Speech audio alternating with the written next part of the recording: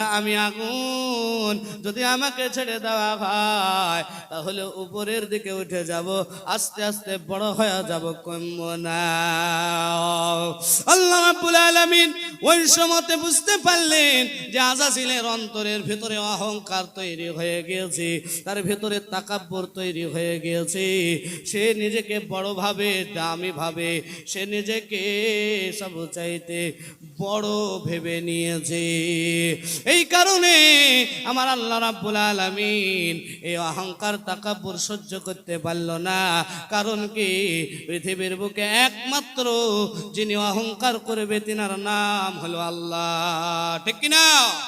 পৃথিবীর জমিনে যিনি অহংকার করবে আল্লাহ রাব্বুল আলামিন ছাড়া কেউ না। এই মানুষ সকল, ওই সময়তে আমার আল্লাহ রাব্বুল আলামিন এটা সহ্য করতে পারলেন না।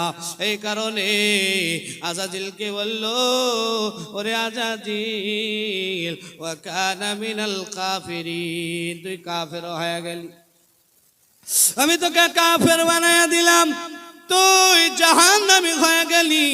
পৃথিবীর জমিনে তোকে আমি পাঠাবো